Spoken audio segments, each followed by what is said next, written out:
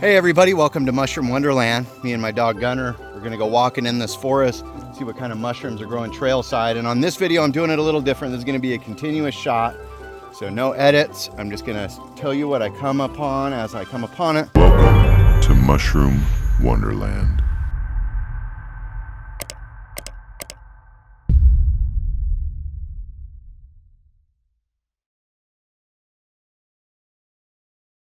I'm the vice president of the Kitsap Peninsula Mycological Society, as well as a mycology educator at Olympic College in Bremerton.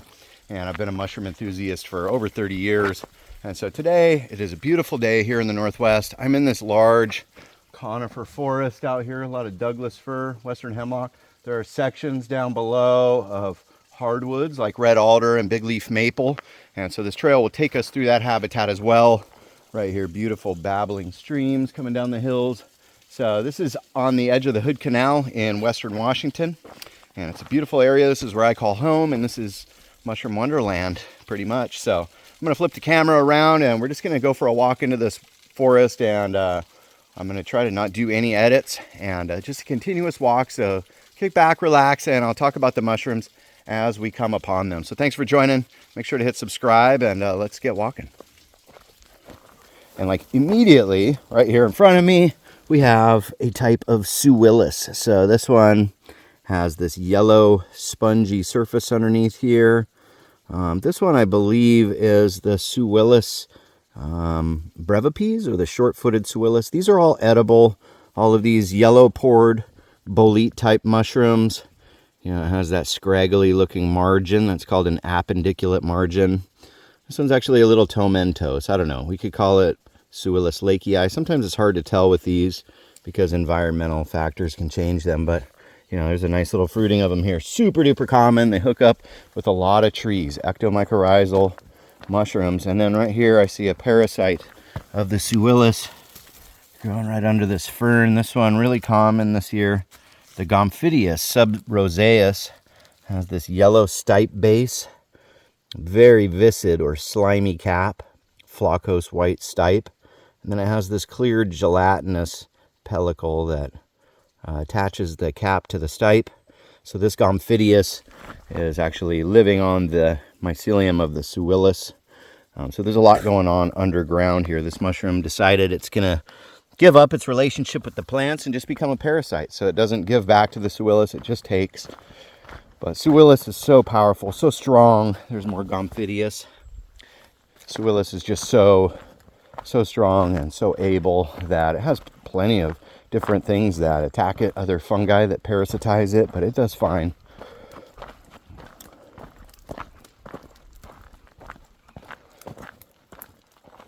I've heard they're not really desirable to eat though, because they just turn to mush in the pan. So I've heard of people dehydrating them and then making a powder just to add to your soups or stews, kind of give it that savory umami flavor. We've already been hiking like a couple miles out here, so this just came to me. Let's make a continuous video. Look at this. Oh, cool. Oh, I broke the stipe off, which with these kind of mushrooms, you really want to get the stipe. I don't really want to affect the other one there, that younger one, but this one kind of powdery looking on top, white gills, unattached from the stipe. You see that? They don't attach to the stipe there. And these are growing in Matsutake habitat. This is Matsutake habitat, and that's what makes these particularly kind of dangerous. This is one of our Amanitas. Amanita sylvicola grows up here. Likes this volcanic, sandy kind of soil, and is pretty toxic. So, you know, and even need to look out more for Amanita smithiana, which also grows in this area. Can look a bit like Matsutake. I have been out here for a while today already, and I haven't seen any Matsutake. I was hoping to. Maybe we'll see one. I don't know. I was walking on more traveled trails earlier, but now we're in an area that not a lot of people come to. These trails are a little more remote, and the people who do come through here usually on dirt bikes, so they're not looking at mushrooms usually.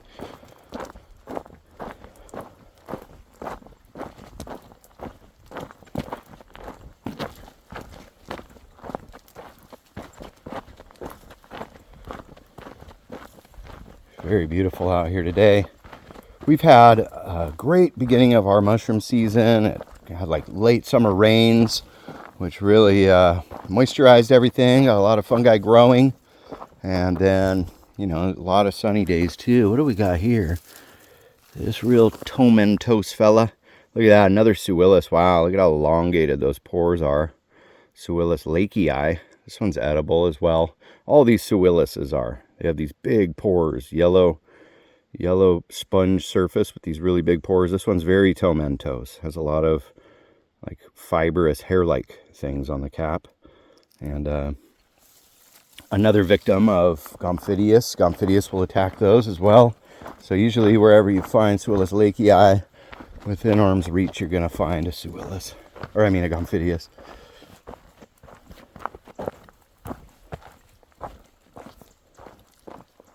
I've been noticing a lot of beautiful Oregon grape. These are the Oregon grapes, and this is the Oregon grape bush. Really prickly. These things hurt to walk through, but a good indicator of good mushroom habitat because they like it under these conifer canopies where it's kind of dark and shady and mossy. But these are edible, but can be pretty bitter. I've eaten a perfectly ripe one before, and it was pretty tasty, but usually whenever I try them, I'm like, ugh, and I kind of spit it out. It's got a big pit. So good survival food, but you know, nobody's canning up Oregon grapes as far as I know.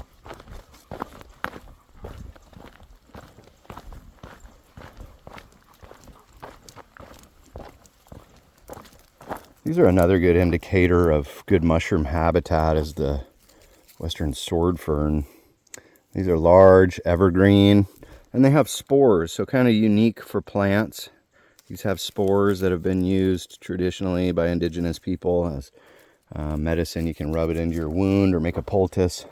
But these are a good indicator of habitat, again, because they like to grow under the canopy of these big trees that are not only host to a lot of fungi, but are also creating all this shade and retaining all this moisture down here under the canopy, and that just means good mushroom habitat. They don't like dry places. They don't like sunny places where they're going to get dried out and destroyed. And they don't like windy places. So this is all good. What do we got here? Ooh, those are some ugly ones. Look at that. This one, ooh, very ugly. The hideous Gomphidius, another Gomphidius, but the last one was sub-roseus with that pretty red cap. And this one has these black splotches on it. Gomphidius organensis, I believe, is this one. And another parasite. And these are actually gilled boletes. Did you know that? A bolete has a sponge surface. And these are in the Boletales, the order of the boletes. But these are actually have gills. So it's kind of confusing that way. Quite a few gilled boletes, actually. It's just a weird stop in the evolutionary process. So here's a giveaway. Beaver Pond. We're on a trail called Beaver Pond.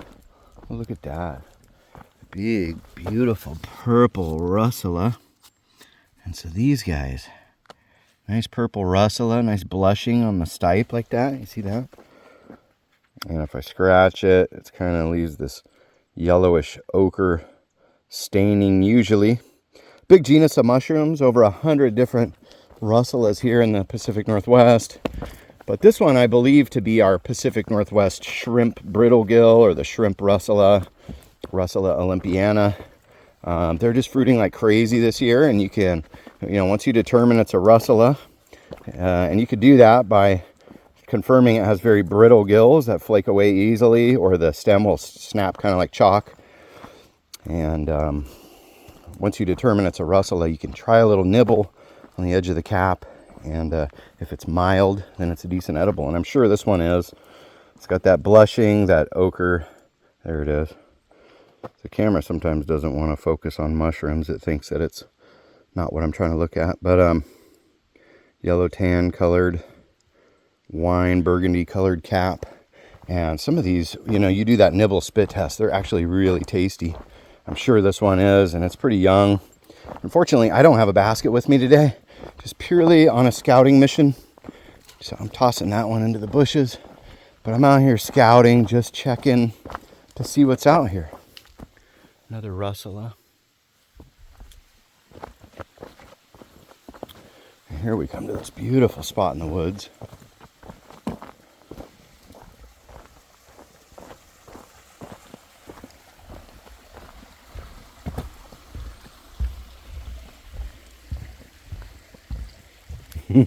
Somebody's probably watching this right now and they're like, this guy's gonna show off my mushroom spot.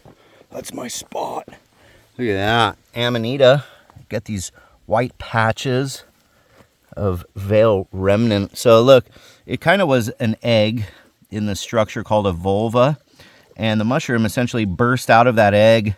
And what's left over on the top of the cap is the proverbial egg shells. So, and then this under here, this membrane is called the partial veil, and that protects these gills as they mature and the spores get ready to fall. So once they're ready, this veil falls away and now spores can be produced.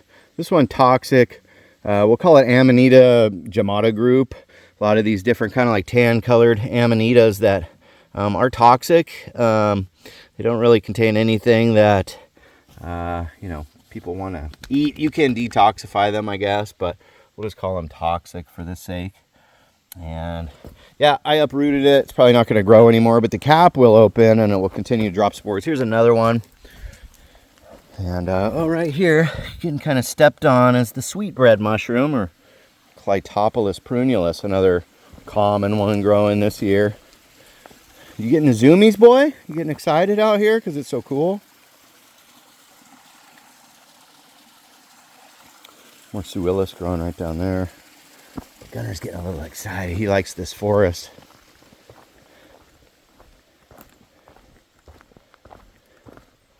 Oh, it is beautiful out here, though. Very enchanted. I can feel it. Look at these old stumps. Really cool. We got mushrooms growing out here. Oh yeah, there we go. This one, the Lactarius, rubrolacteus, our Pacific Northwest Lactarius deliciosus group. So a delicious Lactarius. I ate one a couple weeks ago. It was really good. I ate quite a bit of them. So they have these concentric orange rings and they get these green spots on them, which no other mushroom really gets that green look. And these ones don't milk much. Most Lactarius, when you damage the gills, it'll exude some milky-like substance, but this one doesn't really milk. But it does turn bright orange when you damage it. So the Lactarius rubrolacteus, quite viscid or slimy, and it's a good edible. And they're growing pretty commonly right now. Here we have a couple of little tiny mushrooms.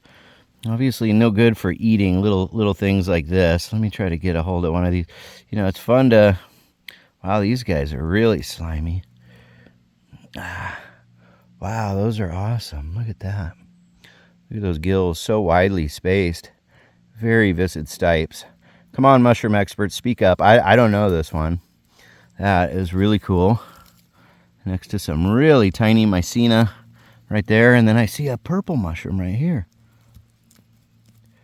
Yeah, a Mycena. The lilac bonnet, this one, Mycena pura, actually accumulates boron. So it's considered toxic. Don't eat that, but it's very lilac colored, very purple colored. And sometimes they grow in big groups, sometimes all alone. Pretty little grouping of mushrooms here. Look at that.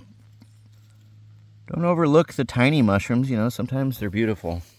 I know I'm picking them, but we got to look underneath them to really determine what they are. To see the gills and stuff, you know. Well, if you don't know, now you know. You gotta pick them. It doesn't hurt.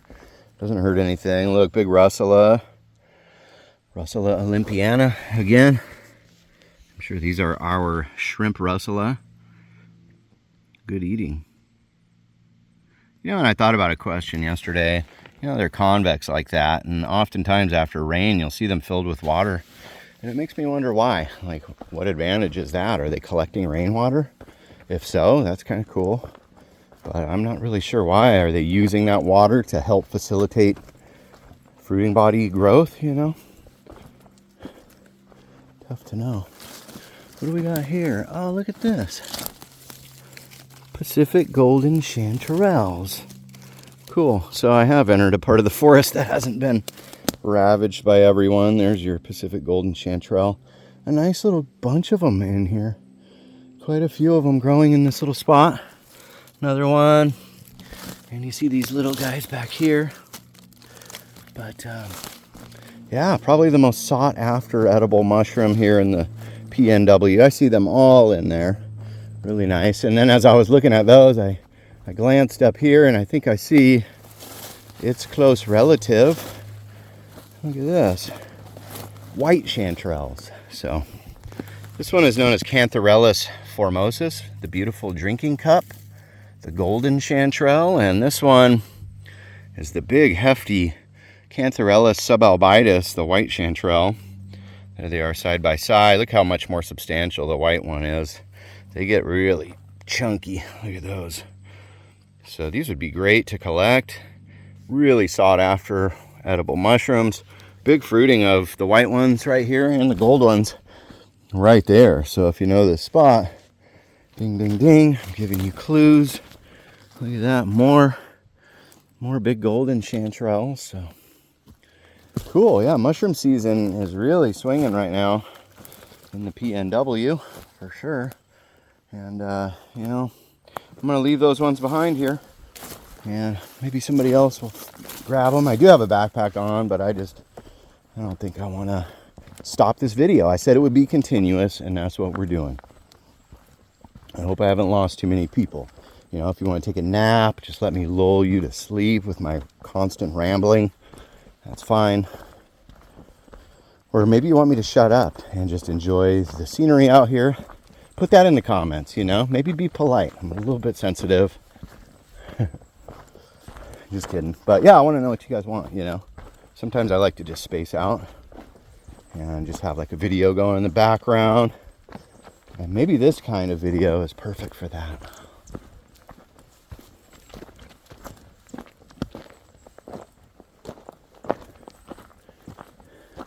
Right in here, I'm seeing more red cedar.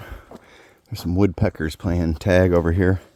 But this western red cedar, not really good mushroom habitat typically for ectomycorrhizal species. And it usually grows near wetlands, which can be good. Wetlands can be good for like saprobes, but not for the ectomycorrhizal mushrooms so much. Look at this guy. Brown disc, white outer margin.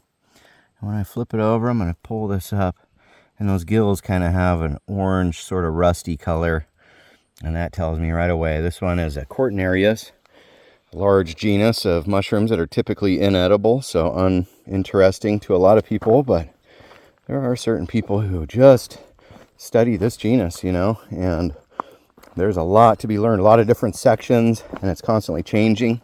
Looks like here's a couple more, and although they are mycorrhizal, this one's kind of grown out of a stump because that hyphae is just underneath the moss, crawling all over everything, but somewhere that is connected to a tree.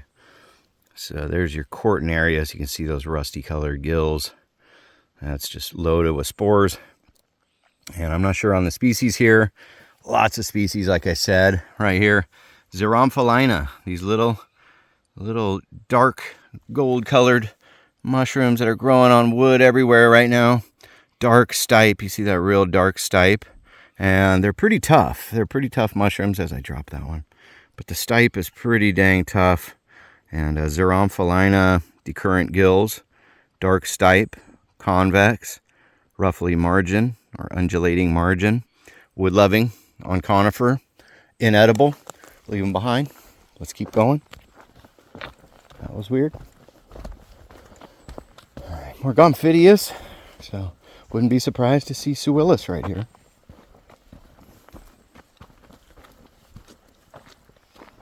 Blackening Russula, the Russula nigricans group. These look pretty nasty.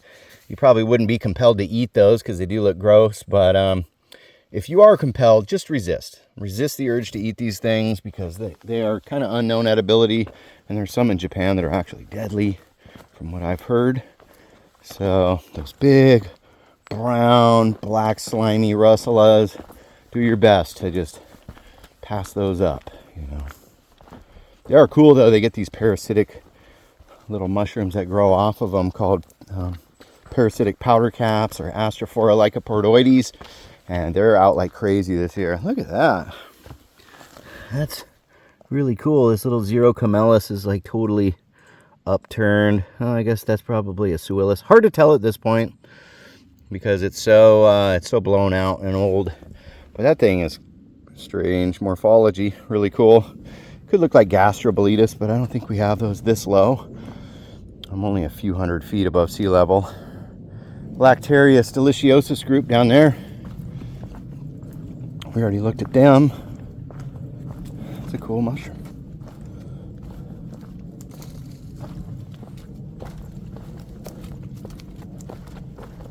Oh, look at that. Cool. The Scaly vase. You know, some people call it the woolly chanterelle or the scaly vase chanterelle. This guy, Turbinellus floccosus. Let me pull this up. And I've heard him called the bed pooper chanterelle. It's kind of a funny common name. I know some people are like, hey, they sell those in markets in Mexico and Eastern Asia, but we don't here. And all the field guides would call them toxic. I haven't messed with them, but I've heard firsthand accounts of people saying that they've eaten them, perhaps accidentally, and had really bad GI problems just in the toilet all day. So, you know, I would not eat those, but kind of cool to see. Turbinellus floccosus. Oh, look at that beautiful, perfect specimen right there. Wow, awesome. The Amanita muscaria. Wow, here's another one right there. These are really nice specimens, you know, and you see these in the city a lot, but this is a forest one. This is a real, true wild Amanita muscaria. I see a little yellowish right there on that partial veil, but this is like a textbook version of Amanita muscaria. There's the vulva, and then, you know, it broke out of that eggshell, and these are all pieces of that egg that are on top of the cap, and they look like warts, you know. This one contains some compounds that can be psychoactive but are also toxic. It can be detoxified to be an edible mushroom, but most field guides are going to call this one toxic, and you should probably avoid it. There have been deaths in history attributed to this mushroom, and a lot of people, you know, call these magic mushrooms. They think that this is what a magic mushroom is, but it really isn't. It has some psychoactive properties, but it's not hallucinogenic. But really cool. Look at another Amanita. Could be the Amanita muscaria. It just hasn't really broke out of its vulva yet. And right here is where I would often find a lot of those chalciporus, those spicy boletes. But look at this. Wow, these big rosettes right here. Yeah, let me pull up one of these. Wow, there's clumps of them all over. And these are a good dyer's mushroom. People who dye fabric. This one in the genus Hydnellum. Hydnellum aurantiacum. So it's kind of rusty colored in the center and then fading to kind of a yellowish color on the outside.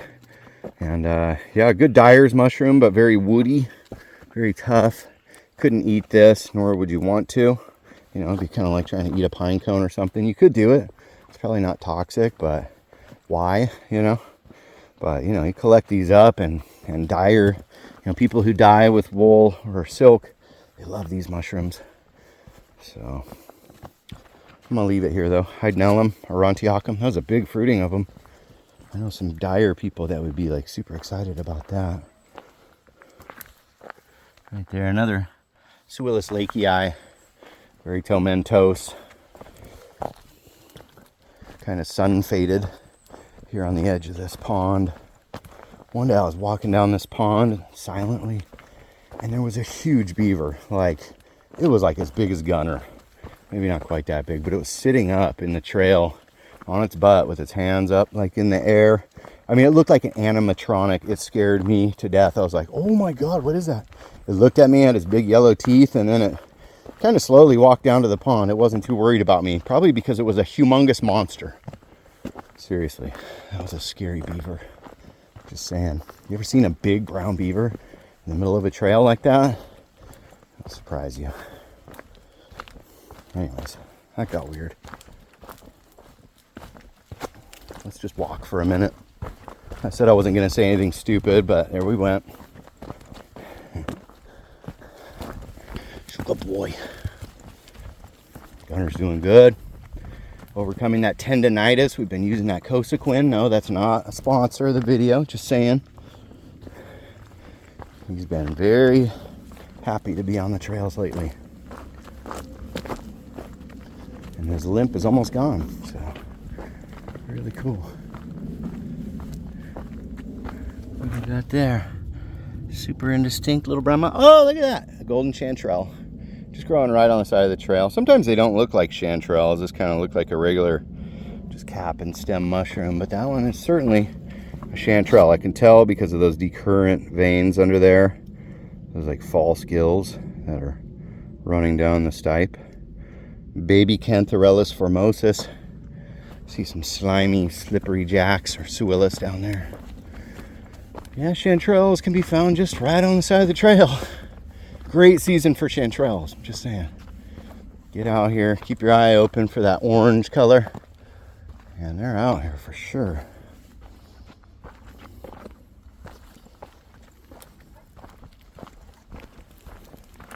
I'm gonna go to 30 minutes. It's probably a long enough mushroom walk to get a little feedback from you guys, if you like this kind of thing or not. Oh, look at that. Hypomyces lactifluorum, or the lobster mushroom. This is a choice edible. You know, I might have to go back through here with my collection bag and just get these since I'm picking them anyways. Don't let them go to waste. But the lobster mushroom, a desired culinary edible. Very strange looking dirty mushroom, but these hose off real simply. And it's actually two fungi. It's a parasite growing on a host, turning it bright orange, contorting it like this. And yeah, I found some lobsters before in this area. Here's more Russula nigricans group. So Russula is the genus of the host of this. But it was a Russula brevipes. Got kind of parasitized by Hypomyces lactifluorum. And it just totally contorts that mushroom, turns it into this beautiful orange thing. And they're pretty tasty, I think. You know, they're not everybody's cup of tea, but they're really beautiful. And my kids love finding them because they just stand out so bright. You know, it really is like Easter egg hunting.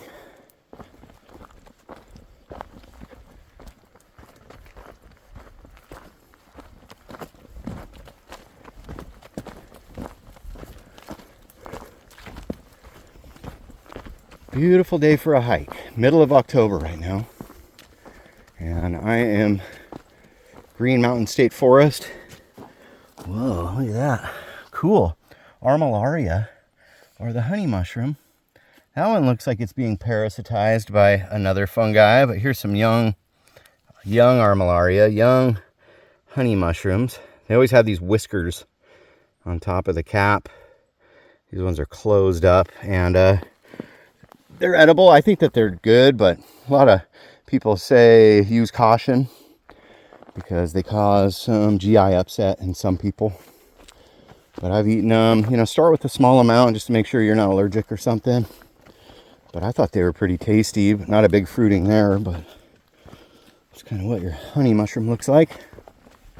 I don't know what it is with like death caps and honey mushrooms, but a lot of people just randomly accuse mushrooms that they don't know of being either death caps or honey mushrooms. Like, I don't know what that is, but you know, you should know your honey mushroom. Armillaria, it's pathogenic. It actually will parasitize trees, and if you have them popping up all over your yard around your beautiful fruit trees, your fruit trees are probably on the way out. And sorry, but there's just nothing you can do about it.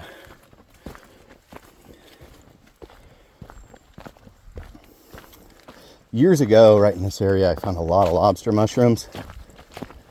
So maybe that'll be the grand finale of this continuous video here. But yeah, big chunky lobster. That one was just sitting right out in the open. I mean, anybody who knows about mushrooms walking by here would have grabbed that. So it kind of tells me that no mushroomers have been back here.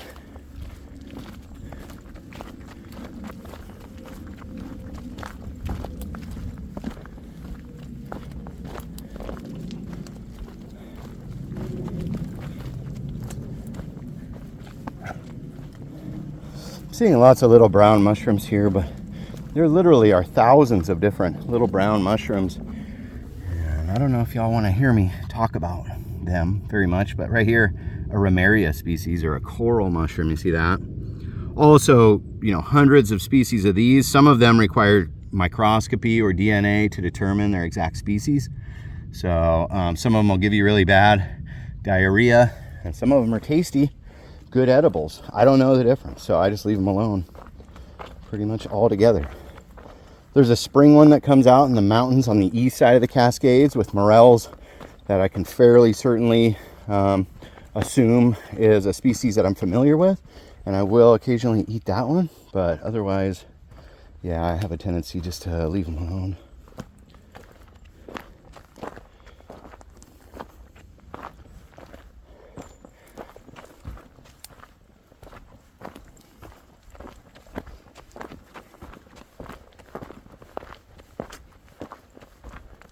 These large mature rhododendron or Washington state flower, when you see those, that's good habitat. That means a rich, diverse forest, which is great for fungal diversity. Look at here, more honey mushrooms growing off of this root.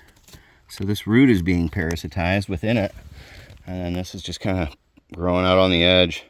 That's a mature armillaria or honey mushroom, whiskers on the cap. And that real scurfy stipe where, you know, the partial veil is. And they get kind of gross looking pretty quick. Let me grab my little mushroom staff. Bear poop. That's always a good sign. We're in the wild.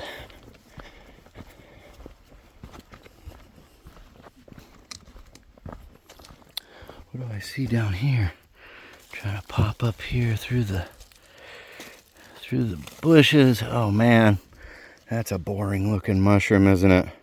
Tough to ID these really super boring mushrooms sometimes. I think this is in a complex of mushrooms that they consider to be poison pie, or the hebelomas. And this one is a brown spored decayer, not mycorrhizal. It's just eating decaying matter and supposedly poisonous. But man, hebeloma, look up that genus. Tough to identify for me anyways. I don't know, because they're just so uniquely boring. So if I see like an extremely boring mushroom like that in the woods, I just kind of go, yeah, that's probably a hebeloma. And I'm usually right whenever I assume that, you know. It's a genus that I really need to brush up on.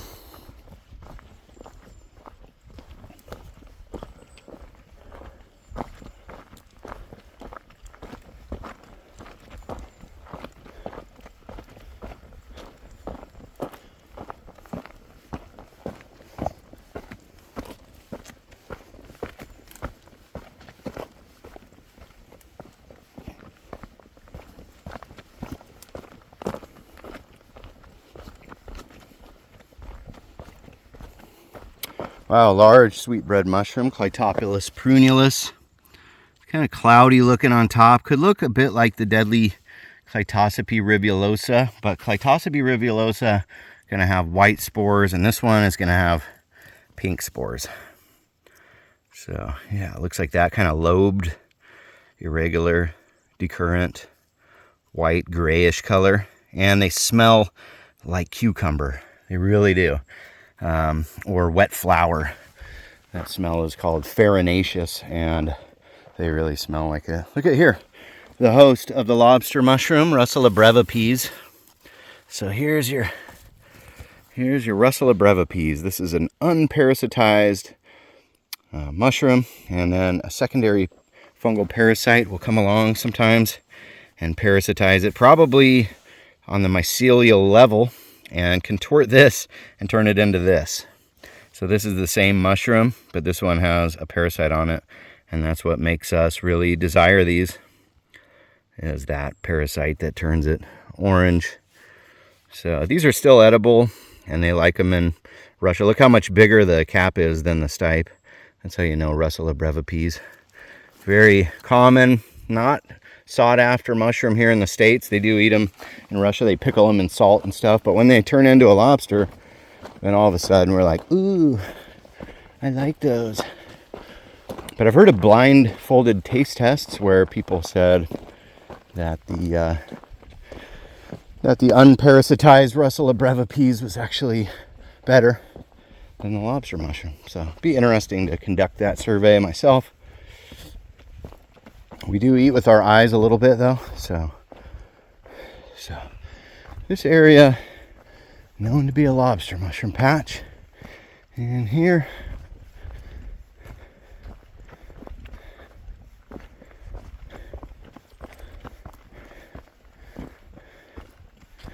but I'm not seeing them. They have been fruiting for months, really. And you know, when they're done, they're done. It's just like an apple tree. It doesn't keep fruiting all year. It just fruits, you know, pretty much once a year, and then it goes back to vegetative regeneration, just like the mycelium of these mushrooms. There's a sign. An old dried out little lobster right there. I look for shrumps in this spot, and I'll usually find a couple of lobsters.